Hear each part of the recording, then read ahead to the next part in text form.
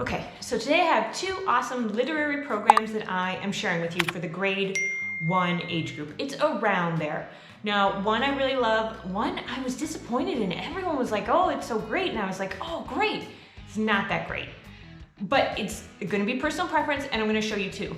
First, for our product of the day, one of the things I wanna tell you too is that the next time I do a video, I found the best all-in-one curriculum. It's amazing.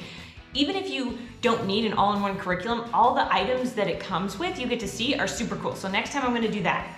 But this time, let me show you something cool. So for children who don't like to read, or isn't understanding some concepts like Shakespeare or history or math, and you need a more engaging way to get to them, I don't know why I quotationed that, but let me show you this.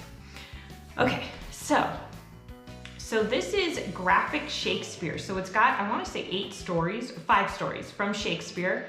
And look at it, I mean, it's super simple. So the fact that even at a grade 2 level, I think, reading with them, I mean, unless your kid can read by himself, explains these stories I was looking through it and it seems in a somewhat captivating way, but at least it breaks it down into a way that you can actually understand it. So this would be Romeo and Juliet. Now what's interesting is that this company also introduced me to, and again, I'm gonna go into it more tomorrow, I'm gonna show you a bunch of different options, the graphic novels for history. Oh my goodness, they look so interesting. And another company, Beast Academy, has graphic novels for math.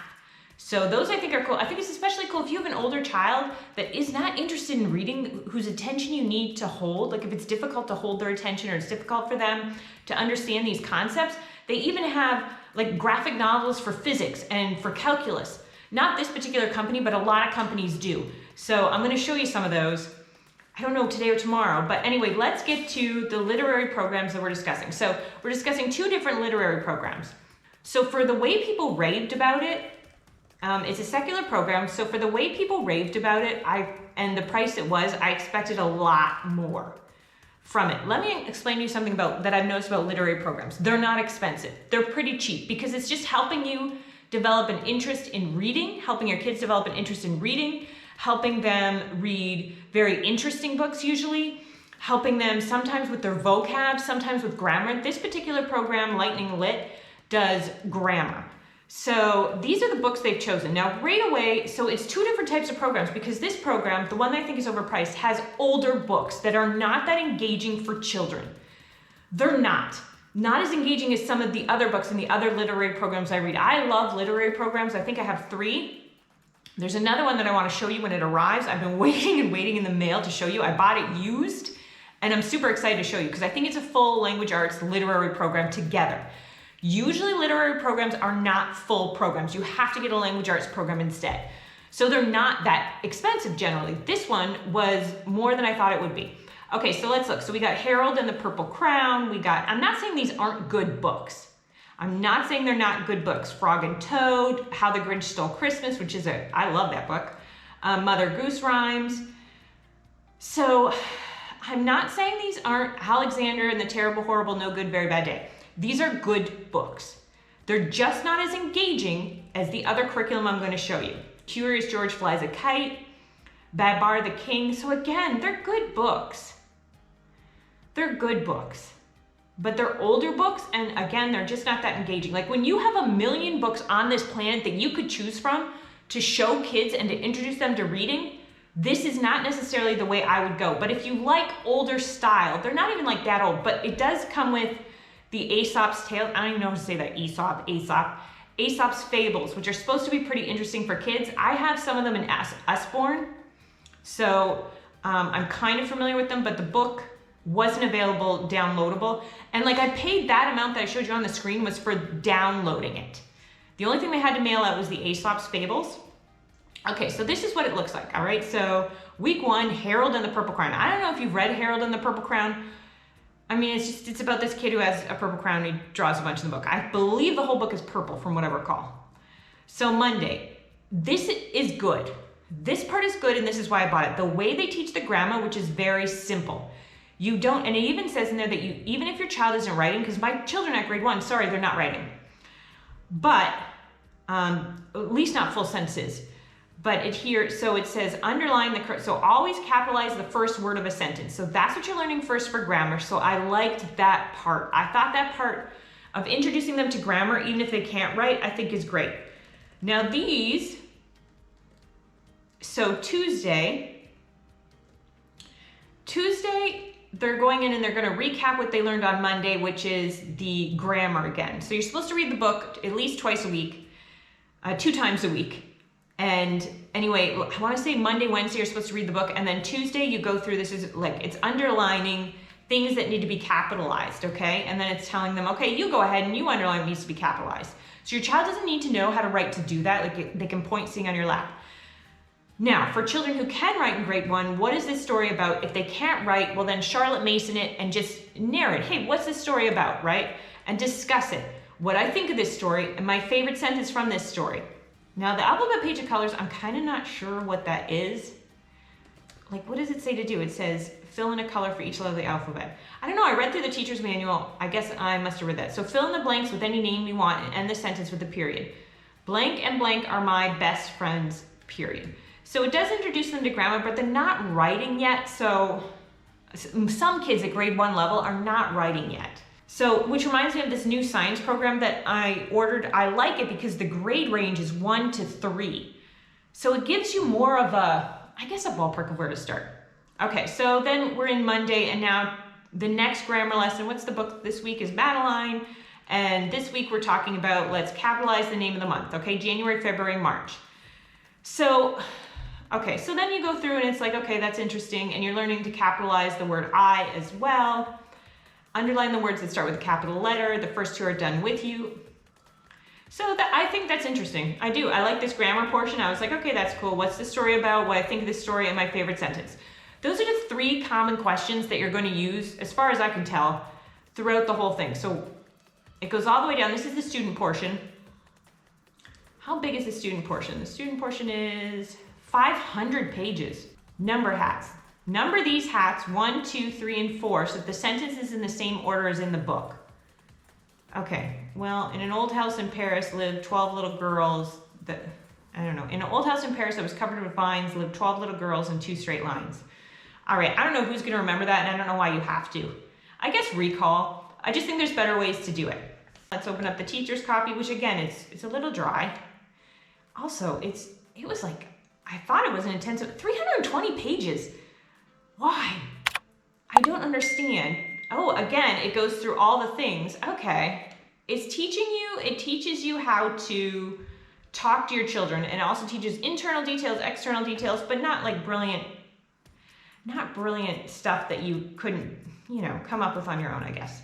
So book for the week, Harold and the Purple Crayon, in Dover's Aesop's Fables, The Boy and the Nettle, page 88, optional materials, more books by Crocker Johnson, a color wheel, media art supplies, color, grammar mechanics, you're working on capitalization and composition. Okay, so that's week 1. So ask the following questions. What time of day does Harold decide to go for his walk? What does Harold make? I prefer than asking these questions generally I just like better questions than that, I guess. How does Harold save himself from the ocean? I guess, you're working on recall. I'd much rather do it the way Charlotte Mason does it, which is like you just talk about it, you just do recall, but I guess that's what you're doing when you ask these questions. I just prefer them to be like, hey, tell me what the story's about. I'm not real complicated, I guess I don't know. I don't know the importance of being able to, I guess so. Okay, I changed my mind. It's good to ask, how does Harold ask for directions? So basically it's spoon feeding you questions, which, hey, apparently I would need. So I have no fault with that. Day 3, literature. What's your favorite time to go for a walk? If Harold doesn't want to get lost, why do you think he leaves the path? So that's a bit more interesting question. Why is Harold tired? So this is after you read it again. You read it the second time, okay? You got to do a bit of composition. There's literature, grammar, and mechanics. Today your child fills in the sentence of and are my best friends. Be sure both names start with a capital letter and they end the sentence with a period. If your child is not yet writing, have them dictate the answers and be sure to state which letters should be capitalized. I would think that's a little hard to do. Like to dictate and then be like, oh, I don't know, I guess the first letter of each, but whatever. Okay. So not that interesting. Let's go down to the bottom because it does this for where does the story take place? How many girls live in the house? What's wrong with Madeline? Why is that car with the red light? Sometimes I just like to ask questions like, oh, why do you think he looks mad? things like that, so that we're addressing feelings in a book, but that's just, I'm trying to get them, in order to not have codependent children, it's important because people who are codependent, I know because I was codependent for many years, people who are codependent, usually they can have an addiction to alcohol, they can be in bad relationships, it manifests in a lot of different ways. And what you're doing is you're running from feelings, okay? And in order to get your child used to feelings, so those are methods used to run away from feelings. So in order to get your child used to their feelings, asking them throughout the day, how are you feeling? Or telling them in the beginning, like when they're really little, when they're 2 and 3, oh, you're so sad. Oh, gosh, you're so angry. You really wanted that. And a lot of times that calms them down anyway because they wanted to hear that. But just getting them to say, hey, what are you feeling right now? Just to get in touch with their emotions so that they aren't busy covering it up all day, right? Just to have some self-awareness and know that it's okay to feel sad. It is okay to be angry. It's okay to feel how you feel. Now, of course, you can't beat anyone. That is a no, but you get what I'm saying. So anyway, so when I'm reading books, I like to ask, hey, what do you think he's feeling? Why do you think he did that? All right, so let's go down to the bottom. I just want to see if we're missing anything else. That's week 33. I want to say the 38 weeks. It's a 38-week program. Okay, now we got some interesting stuff. We got the composition notebook, which they want you to have. They're working on penmanship. Again, it's easier for the $12 book to just get handwriting without tears. Just a little simpler than that. And it's got some handwriting pages for you can print off if you wanted to. All right, so there's your program. That's what you're looking at. Now, let me show you what I think is a better program. Oh no, I just closed myself out of it. Of course I did. So Torchlight Level 1 is Myth and Magic. Kindergarten they do around the world. I have never purchased their kindergarten one, so I can't say. But Torchlight, first, there's a lot that comes in the package that you get, and it's only like 30, 40 bucks, and you get a ton of stuff in the package. Okay, so this is the weekly book list. These books are really good. These are good books. So this is a literary program that basically your kid is learning through reading. So they also got history in here. They got just, science. They got, I wouldn't say it's super science fed, like they got the poetry of science for kids. So I wouldn't say it's not super science fed. They recommend you do the Be Curious, which is Be Naturally Curious science program in addition to this. If you wanted to add that in, like if you're using this as a full program, you can't. You gotta buy math, you gotta buy science, and you gotta buy language arts. Now, I don't like the Be Naturally Curious. I don't like it. You might as well just buy books. I don't know. I just don't like it. There's a million other science programs out there that I think are really good. So I don't care for Be Naturally Curious. But that's just personal opinion. I've done videos on it. You're welcome to see. And I'm not saying they're bad. Just don't get their books off their website. Get them off Amazon because for some odd reason they're cheaper if you decide to go with Be Naturally Curious. Okay. So you got a lot of good books here.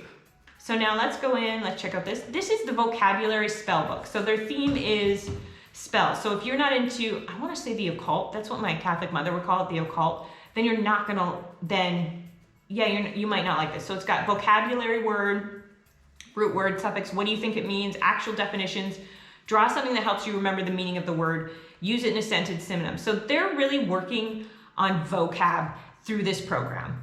Okay, so your child is learning, and they're learning interesting words too. They're learning some interesting words, so we'll go into that. So this is just so you see, that's all this is this book, and it is how many pages? 158 pages. Okay, so let's go back. Next up we got, the appendices. This is cool. This you take apart. It's so sad that I've printed it off, but I haven't actually done this, but I'm like, it's so cool. It is cool. And then you go through, and she's a girl. Now, this program is great, especially if you have girls. If you have girls, this is a great program because the books have a lot of girls in them. It's very, I don't want to say it's pro-women because it's not against boys, because I have all boys. I have 3 boys. And I did the program, and I love it. I think it's great. Okay, so this is a girl, and she helped, these are her journals that she coded, or someone coded journals. And so you have to decode them, or she has to decode them in order to help solve mysteries. So you use the decoder and you go through and you read her journal entries. So I think that is very cool. I just think it's very interesting working on the decoding and coming up with it. It's just, you know, it's kind of like math with confidence in a way where you're bonding with your kid. Okay, so they got other cool stuff too though. So this is the Torchlight Book of Myths, level 1. What do we do here? So this is the year-long project that you're meant to be working on. So not only does Torchlight stimulate and do vocabulary and do literature, get you interested in books, but they also have like a creative element to it, a big creative element. And this is where you are going to create a civilization, not you. Your child is going to create a civilization. So you're looking, choose a place. So week 1 is like, you know, or week 2, choose a place on Earth, on your globe, where you're gonna start, where your civilization is gonna start, all right? It could be during Pangea, it could be ever now. The one thing that I think that Christians would not like is that create a name, a god or goddess, to represent the head of your people's pantheon. Pantheon, which would probably be one of the vocab verbs as well that they learn.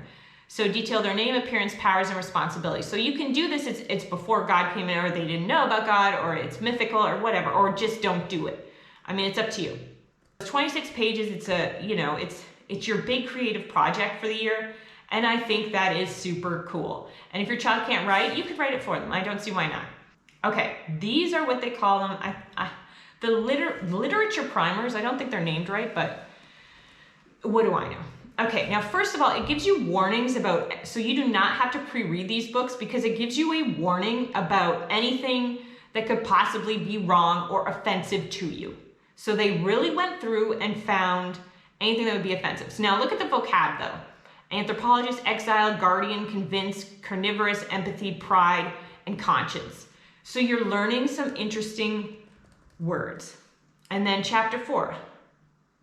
So have your learner follow a path from Nairobi to Uganda on their globe. And chapter, I don't know, let me find another small one. Chapter 8, opposing viewpoints on modern culture and technology are discussed. This is a great time to discuss your family's thoughts on the topic. Chapter 11, so this chapter introduces spear-carrying birds with human faces, providing a great opportunity to start discussing mythology versus reality. Be sure to discuss the fiction after each reading. Okay. So let's get into some questions. So literature primer, the Pampaloosa series that people love. My kids, my one son that I read it to didn't care for it, but that's because it's, I don't know, it's all about food. So if your child is, you know, into cooking and things like that, I think they would really enjoy it. It's about a girl, and is she a chef? I think she's a chef. Or she works at her uncle is very mean, but works at I don't know, whatever.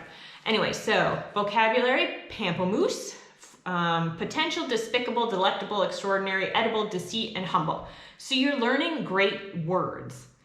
And then the incredible edibles, let's see. Character development. You might ask your learner, how does the author introduce you to each character? How do you feel initially about them? Does that change once you get to know them better? Do you think that the author used words when naming each character and place to make us feel a certain way about them? So do you see how these questions differ from the other questions?